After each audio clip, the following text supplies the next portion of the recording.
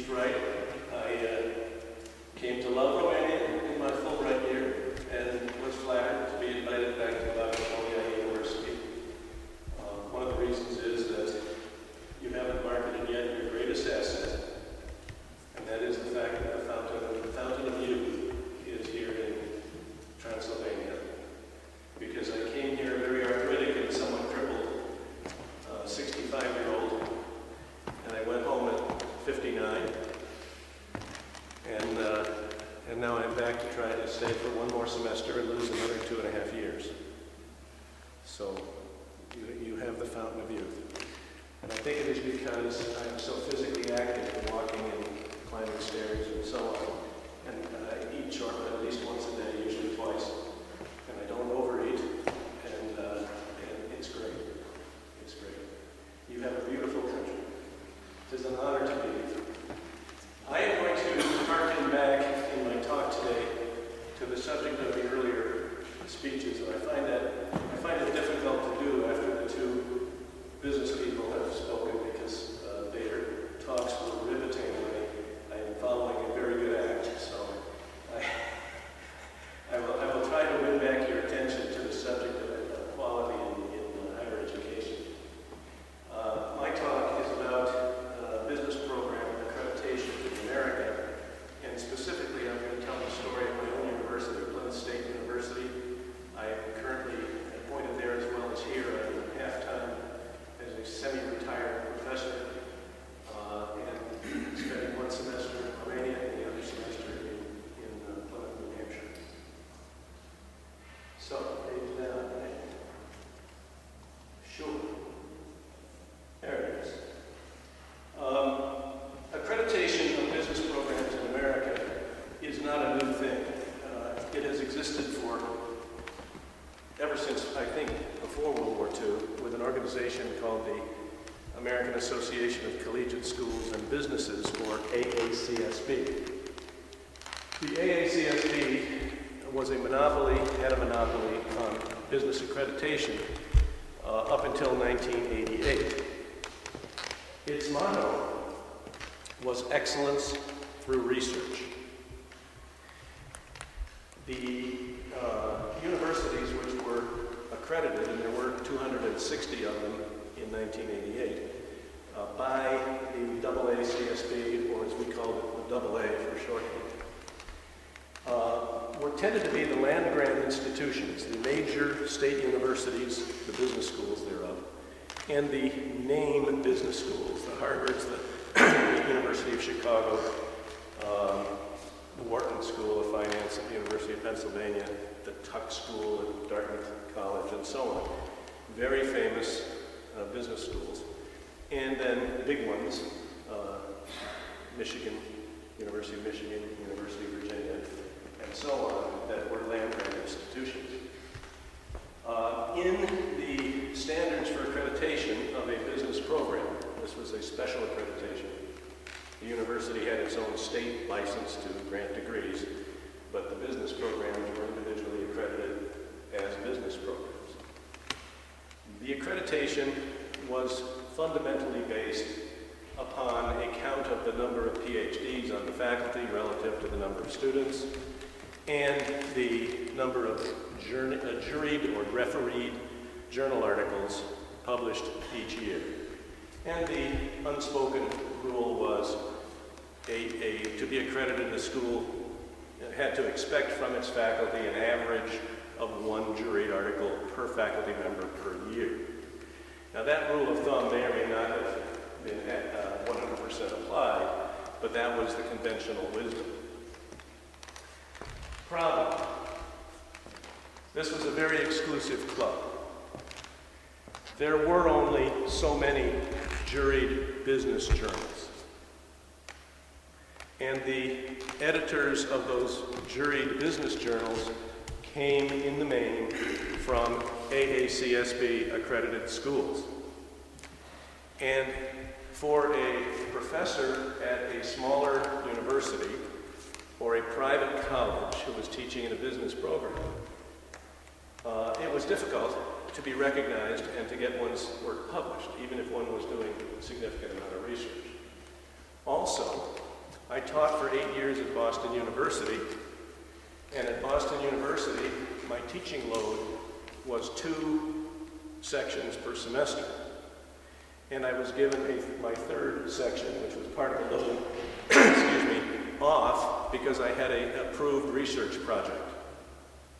So the teaching load was 2 sections of, in many cases, the same course. 55 students in each section per semester, and the university was paying me 1/3 of my salary to be a researcher.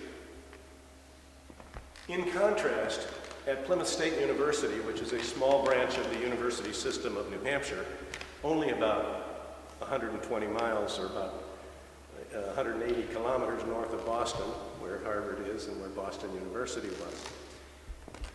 I had been working for 4 years before I went to BU, being paid $16,000 in the last of those 4 years, 1978-79, excuse me, 1979-80.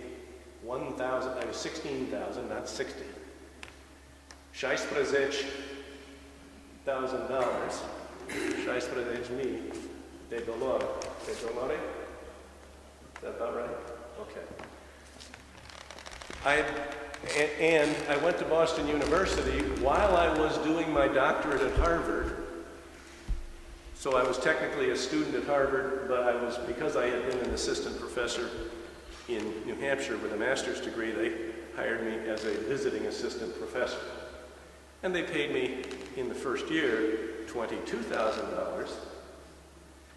At Plymouth State, I had taught 4 courses per semester, 8 per year, and been paid $16,000. And at Boston University, a private named school, I was paid $22,000 to teach 2 per semester, 4 per year. So,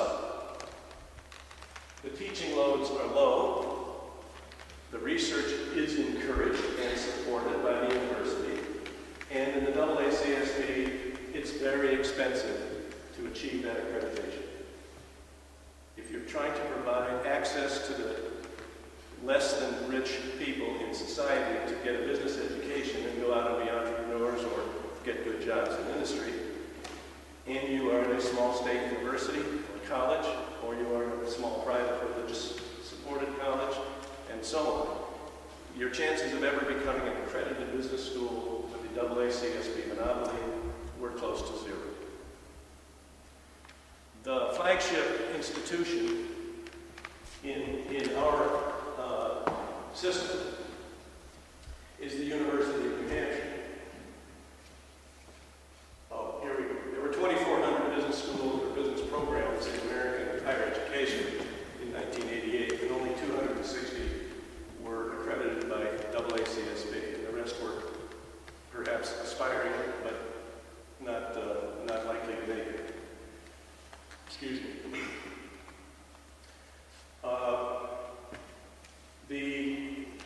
The smaller schools tend to be teaching focused. As I told you, in our university, we teach 4 courses per semester. That's a normal load. We do demand and require that publication happen for, if you're going to get tenure, you must be published. Somewhere, something has to be done in the way of contributing to knowledge. But it's nothing like the scale of the named business schools. And the ACBSP, which stands for Accreditation Council for Business Schools and Programs, was formed by hundreds of smaller business schools and business department chair who met in Kansas City, Missouri in 1988 and formed a new association. And it had a different model. Instead of equality through research, their model was excellence in teaching. Now this relates back to the remarks that were made, I think it was by Norman this morning, with respect to mission focus. Different schools have different missions, and quality might well mean excellence or achievement in pursuing your own mission, which might be quite different from that of some other association. So, we were teaching focused. We were created to fill a need for specialized accreditation. These words are in quotes because they come right out of the homepage of ACBSP. Specialized accreditation by institutions of higher education with business schools and programs. That need was for business education accreditation based on the mission of the institution. And accreditation that acknowledged and emphasized quality in teaching and learning outcomes. If anybody requests a copy of this, you can give me an email, I'll send it to you, because there are links in here to the sources. So the relationship between AA and ACBSP was the relationship between excellence in teaching and learning outcomes and excellence through research.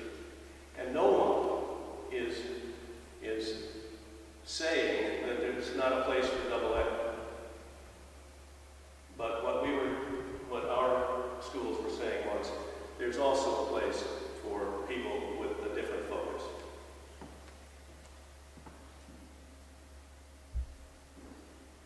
Plymouth State, this is where I taught for the last 18 years.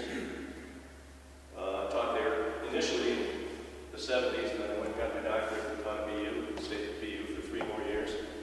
And then, as an associate professor on tenure track at BU, I got a call I had been the plant manager of a woodworking plant in the Plymouth area of New Hampshire, in the town of Campton, which is 5 miles north of Plymouth, back in the early 70s, working for a division of Rockwell International, the space shuttle people. But this happened to be a textile machinery plant that made some wood parts. And I got a call from a professor who, actually now he was a consultant, but he had been a professor at Harvard when I was there, and he said, Duncan, I understand that you had woodworking experience. We are considering buying a company, and we wondered if you could come and spend a day and look over their facilities and give us a report on what you think of the plant. And I said, sure, I'll do that. What's the company? And they said, it's Rochester Shoe Tree Company. It's in Plymouth, New Hampshire.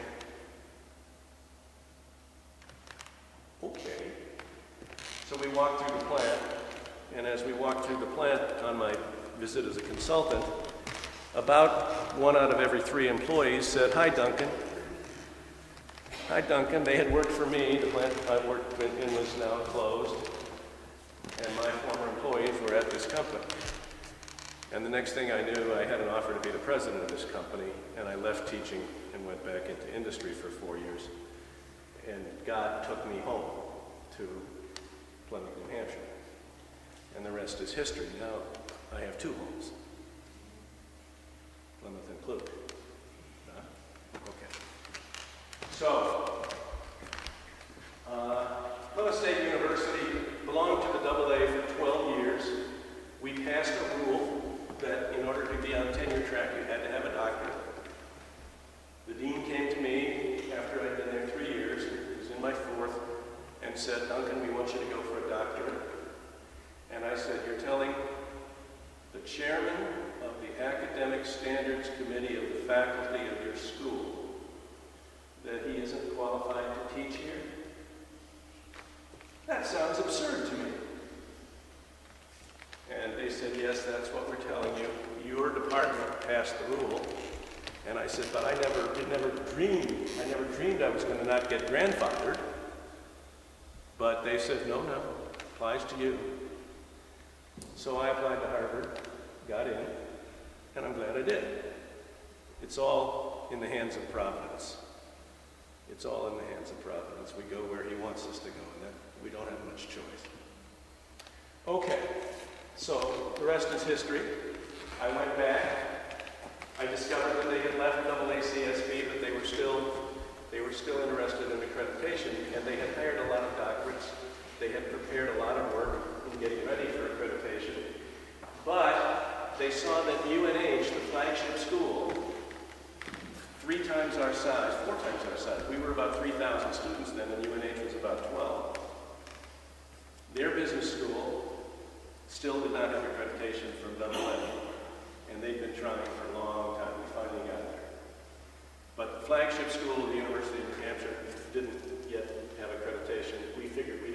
snowball's chance in Hades to get accredited. So we stopped spending money, and we watched ACBSP develop. And ACBSP lasted about 10 years, or actually it lasted about 8 years, until we finally joined. Our chair went out to the national meeting and he was impressed with what he saw. And we joined ACBSP and became candidates for accreditation.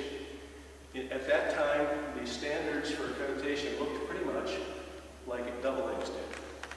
They were input-based. How many PhDs do you have? What kind of research is going on? And we had done so much work getting ready that it didn't take us very long to achieve the standards and become an accredited school with ACBSP.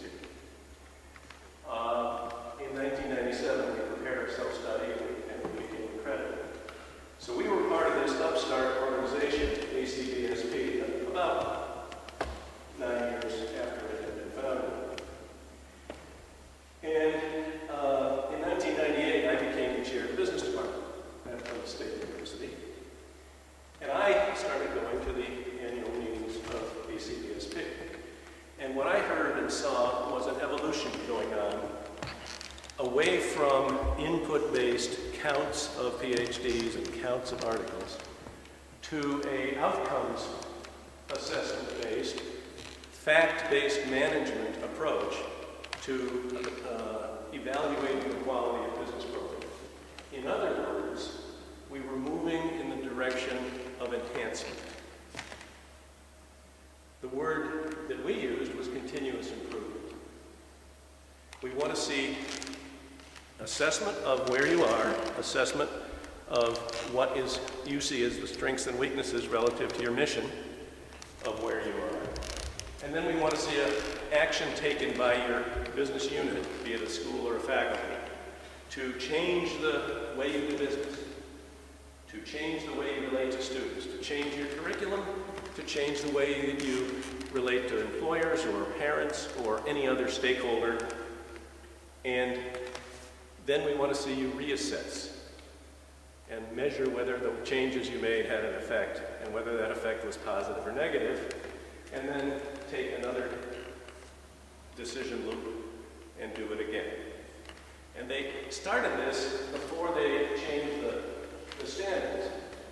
But we, in 2004, actually adopted a new set of accreditation standards and did away with the old ones. For a time, there were two paths. There was you could use the old standards or you could adopt the mission-based assessment standards. That went on for about 4 years. And then after 2004, we adopted a new set of standards and gave people 3 years to, if you were coming up for reaffirmation in the next 3 years, you could still use the old standards if you chose to, or you could go to the new ones. And ACBSP did that in close cooperation with the Baldrige Quality Movement in America. A number of the commissioners were Baldrige examiners. Commissioners are the people in the ACBSP who decide who gets accredited and who doesn't. They're panels of professors from various institutions. They always keep a mix of private, public, and from all the regions of America. There are 7 regions in America, plus an international region, plus a Latin American region. So right now there are 9 regions in the ACBSP. And we have commissioners who come from all of those, so it's a pretty big panel. And the Baldrige model is about outcomes assessment, fact-based management, and it's all based on practicing what we preach in our management teaching.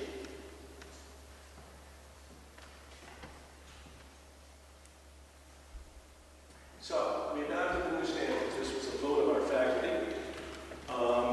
There are 6 standards.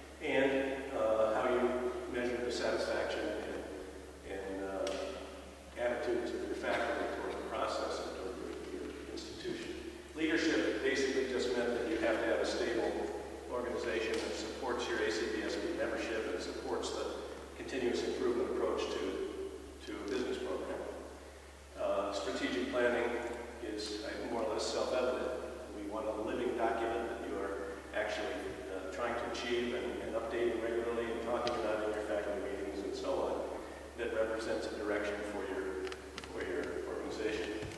And then finally, business process management is everything from admissions to dormitories to library facilities to, it's everything that goes along with running a university. Each school applying for accreditation or reaffirmation is required to have a formal outcomes assessment plan and at least 3 data points. That could be a 3-year cycle of your running your assessment plan, or it could be 3 semesters. If you get a late start, give me 3 data points that you do in 2 years. But we require 3 data points in order to meet this standard, which means we have actually deferred people who've come up for reaffirmation. Almost every time we had me, I was a commissioner for 5 years, and for the last 3 of those years, we were entirely on this program from 07 until 2010. So we would defer at least 1 school every meeting. We met twice a year, and they would take that very seriously. We didn't eliminate it. We just said, you're not going to be reaffirmed yet. You have to show us 3 data. And we call this closing the loop. Specific cases, so we need 3 points plus specific cases to cite demonstrating the use of assessment results in managing a business unit. And then we call that closing the loop.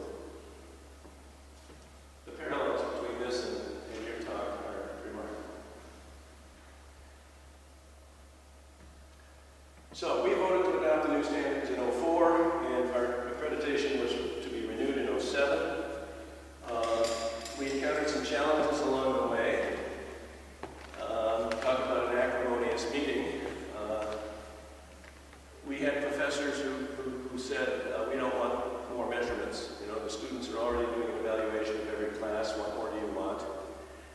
We had people who said the major field test, which is a standardized test in business, it's also in a lot of other majors, given by the Educational Testing Service, your famous SAT people,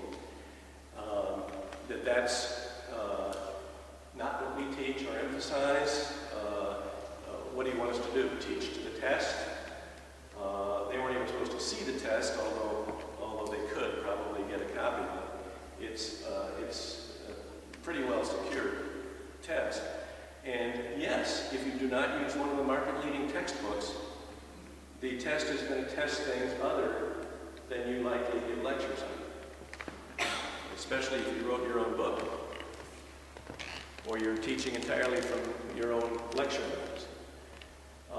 And therefore, perhaps your students won't do very well, or your students won't do your school won't do as well as you would have liked in some particular area of the business body of knowledge that is tested by the major field test.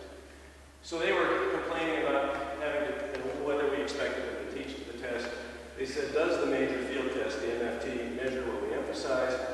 And then we had the rebels, because we required this. We were honest brokers.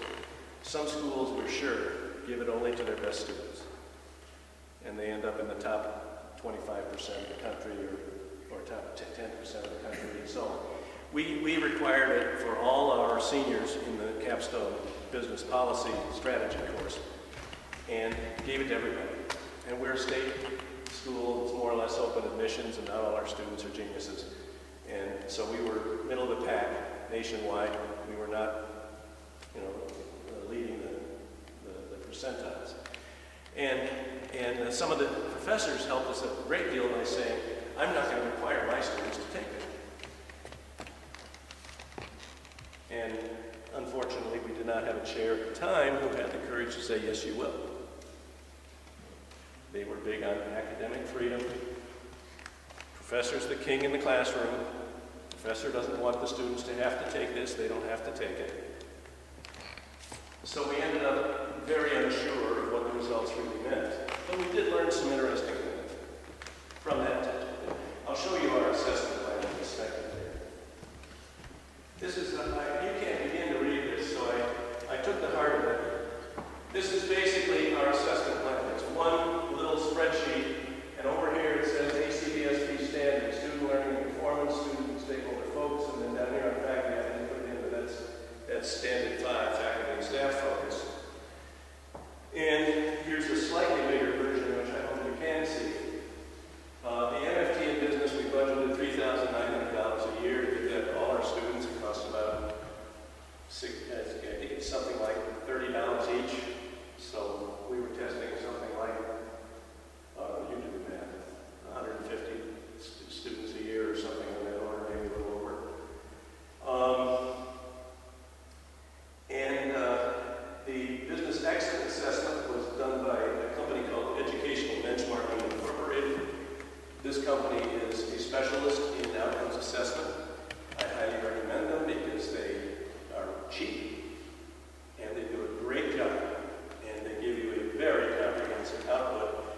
is entirely done by email today. So you give them a list of your students, in this case exiting seniors, and they will send an email to every student. They'll then repeat it. You tell them how many times you want to remind the students before it's over. And from this you will get a pretty good response rate. We got something like, I don't know, 80 or 90 out of 250 that we sent out. Or in the case of the exit survey, it was fewer than that. We didn't have that many. But for alumni, we sent out the full allowed amount. And we got 80 or 90 responses, which gave us a feel for how the alumni felt. It was a lot better than no assessment.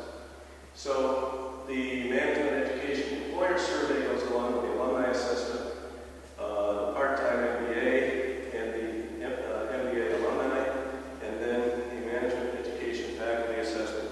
So we had that entire set, but you don't have to do every one every year.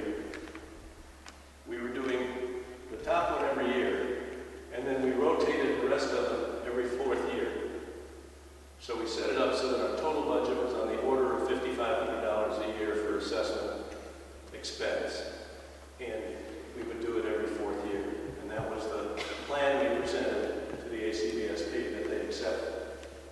We had already implemented most of it. During our self-study year, we did, I think, at least 3 of the EBI assessments, and we had already had 3 years experience with the MFT. And our results were that we uncovered both weaknesses and strengths, and there were a lot of them, so I won't go into the detail, but I'll give you an example of each.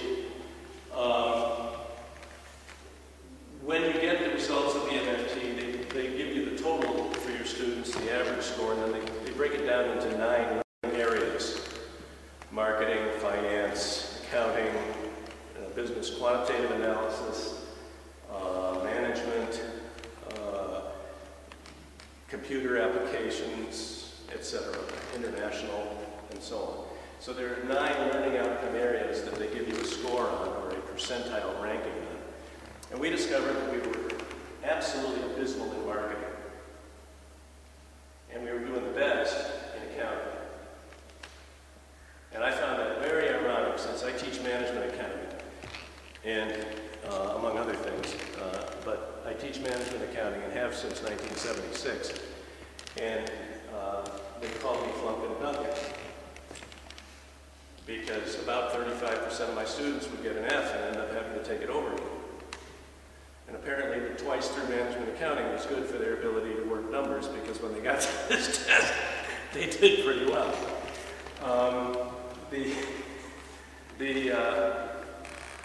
But the marketing, the biggest critic we had, the guy who was always criticizing accounting professors. They're not student-oriented, they're not student-friendly, they're hurting our retention. You're damn right we were.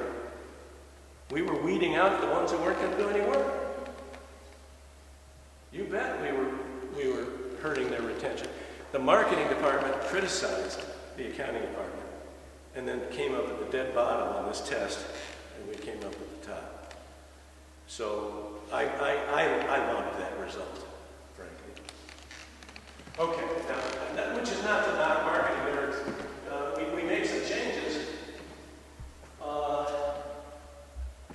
But before I tell you the changes, let me tell you about the EBI exit survey, the exit and alumni surveys. One of the beauties of their output is that they rank the responses in terms of the 15 worst and 15 best. Of the, I don't know, 100 questions they asked, where did your satisfaction level, where was it worst and where was it highest?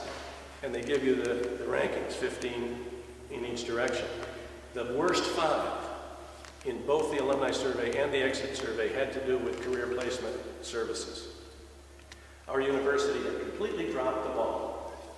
What had happened was that our placement service, which used to bring companies on campus to interview students, had changed to being a international year abroad promoter.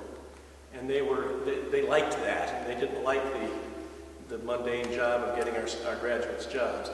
So they had changed what they did, and they had somehow convinced the administration of that, and the students were just totally floundering trying to find jobs when they graduated.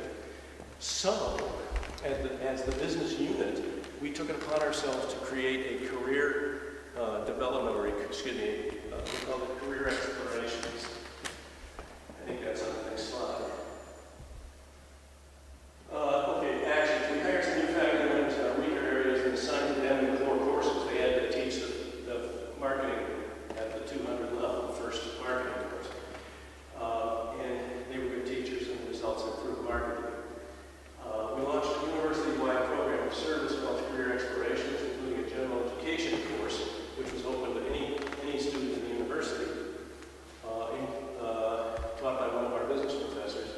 And the results have been remarkable. Multiple sections are taught every semester. In fact, it's about 6 sections per semester. And a section in Plymouth State is 35 students. So the whole, many students from the whole university are taking career explorations now. We've had to hire more people to teach it. And they always fill out. We're never looking for, we don't have excess capacity in career exploration. So that was a good move. And there are 4 courses now in the career program. So we learned from our assessments and closed the loop, and we went back for our reaffirmation and made it on the first try without a major problem. I'll close by reading an email that I received this week from the Dean of our new College of Business Administration. Just in the last academic year, I should tell you that when I was teaching at Plymouth State in the 70s, it was Plymouth State College of the University System of New Hampshire. In 2003, it became Plymouth State University. And in 2009, the College of Business Administration was named the first college within the university. So, several things happened. Our student body increased from 500 business majors to about 900. Our MBA program grew from about 200 students to about 400. And our college became the first, our department became the first college within the university. They're in the process right now of searching for deans for 2 more colleges. But we were the pioneer. Dr. Babeş is the founding dean of the College of Business Administration, and he sent me this email when I asked him what were the most important things that he got out of the assessment program. He said, I think the most important insight I have gained from the 2004 accreditation standards is the shift in emphasis from prescriptive education to continuous quality improvement and the Baldrige process. Accreditation is a stamp of quality assurance, but I always had difficulty with the AACSB standard of quality through research, while at the same time stating that a, quote, a faculty is presumed to be able to teach effectively. I just couldn't make the connection, especially with my experience at a AACSB school early in my career. But the focus on continuous quality improvement not only makes sense, it is a roadmap to producing a quality education experience in business. The 2007 ACBSP site visit, this is when the commissioners came to check out our self-study and make sure we weren't lying to them. It was not clear how little or how much, it was extremely stressful. It was not clear how little or how much information should be disclosed to the visiting team. This was undoubtedly due to my own lack of experience with this part of the accreditation process. What I learned was that if you have been taking accreditation seriously and made good faith efforts to meet the standards, then the site visit becomes a very valuable opportunity to discuss how things are being done from the viewpoint of an outsider. The visiting team's recommendations were all right on, and they have served again as a roadmap to where we have been heading since that visit. Cheers, friend. Thus endeth my talk.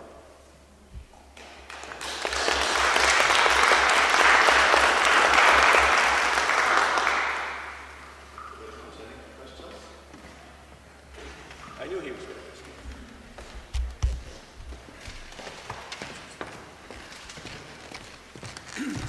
There you are, sir. Thank you. Regarding the accreditation standards, I want to ask you, and please be more clear, how did your university respond to all the changes? Haven't you met any resistance, maybe from the students or from your colleagues, by implementing all those strategies for the accreditation? The resistance was from a small minority of business professors. We had a department of about 26 at that time, and we had 2 or 3 vociferous opponents. The majority went right along with the program, and the other ones had to eat crow. That's an American expression for a not very tasty bird. Okay, thank you. Okay. Actually, I don't know what crow tastes like. It might be very tasty. I don't know. Other questions? Thank you.